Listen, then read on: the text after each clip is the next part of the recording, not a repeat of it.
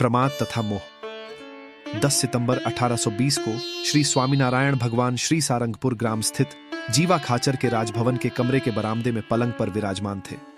उन्होंने काले पल्ले की श्वेत धोती धारण की थी, सफेद चादर ओढ़ी थी, मस्तक पर श्वेत पगड़ी बांधी थी, कानों में पीत पुष्पों के गुच्छ लगाए हुए थे और पाग में पीले फूलों के तुर्रे धारण किए थे।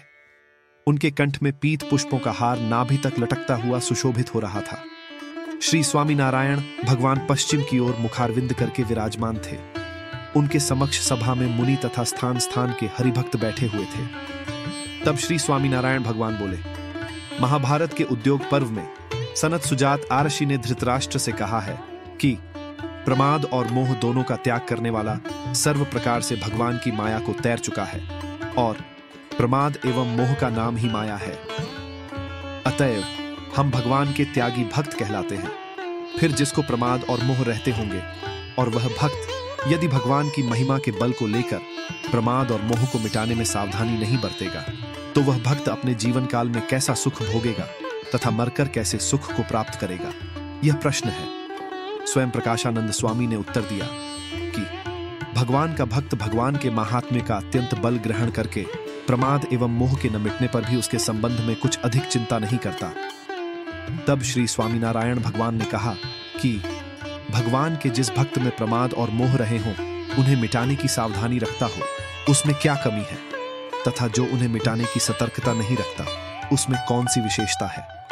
तब स्वयं प्रकाशानंद स्वामी बोले कि भगवान की महिमा का बल रखता है तथा अपने साधन का बल नहीं रखता, इसलिए वह विशेष ही है।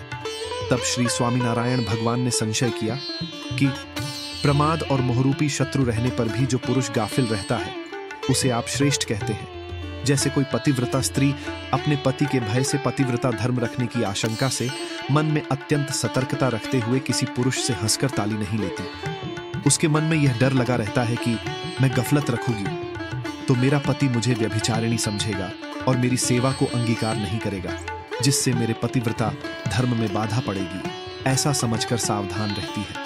वैसे ही जो भक्त ऐसी पतिव्रता भक्ति रखता है और प्रमाद तथा मोह को मिटाने की सावधानी बरतता है उसमें तो आप भारी दोष बताते हैं। जैसे कोई स्त्री अपने मनमाने पुरुष के साथ हंस बोलकर घूमती फिरती है तथा पतिव्रता धर्म का पालन करने की सावधानी भी नहीं बरतती, वैसे ही जो भक्त प्रमाद और मोह को टालने की सावधानी नहीं रखता उसे आप श्रेष्ठ बतलाते हैं।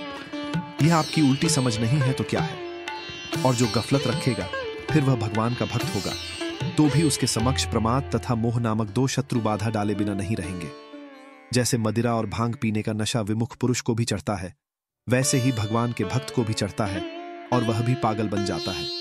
उसी तरह मदिरा और भांग रूपी प्रमाद तथा मोह जैसे विमुख जीव को बाधा डालते हैं, वैसे ही भगवान के भक्त को भी विघ्न उपस्थित करते हैं।